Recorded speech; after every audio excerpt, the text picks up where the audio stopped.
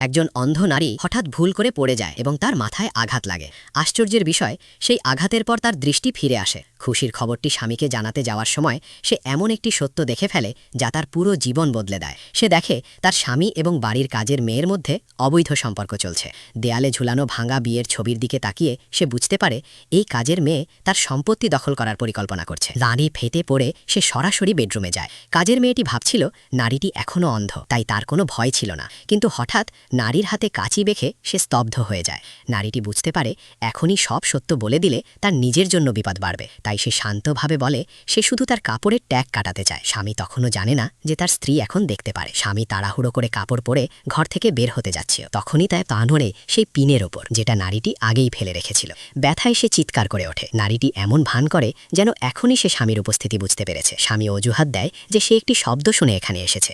এরপর সে স্ত্রীকে ধরে বাইরে নিয়ে যায়। নারীটি ইচ্ছা করেই ধীরে হাঁটে যাতে স্বামী প্রতিটি পদক্ষেপে ব্যথা পায়। এদিকে কাজের মেয়ের মনে সন্দেহ জাগে, নারীর দৃষ্টি কি সত্যিই ফিরে এসেছে? সেই দিনই কাজের মেয়ে একটি খুব গরম কফির কাপ এনে বলে এটি ঠান্ডা। নারীটি তা পান করার ভান করে, কিন্তু ইচ্ছাকৃতভাবে কফিটি কাজের মেয়ের হাতের উপর ফেলে দেয়। এতে সে ক্ষিপ্ত হয়ে ওঠে এবং প্রতিশোধ নেওয়ার সিদ্ধান্ত নেয়। কাজের মেয়ে দেয়ালে ঝুলানো ছবির পেরেক ঢিলা করে দেয়। তারপর নারীটিকে ঠিক সেই ফ্রেমের নিচে বসতে বলে। নিজে দূরে বসে অপেক্ষা করতে থাকে কখন ফ্রেমটি পড়ে নারীটিকে আঘাত করবে। কিন্তু হঠাৎ দরজাটি জোরে বন্ধ হয়ে যায়। ভয়ে কাজের মেয়ে পিছনে তাকায়, আবার সামনে ফিরে দেখে নারীটি আর সেখানে নেই। সে আতঙ্কিত হয়ে তাকে খুঁজতে শুরু করে। ঠিক তখনই নারীটি তার পিছনে এসে দাঁড়ায়। এরপর যখন কাজের মেয়ের হুঁশ ফেরে, তখন সে নিজেই সেই ভাঙা ফ্রেমে আঘাত পেয়ে আহত হয়ে পড়ে।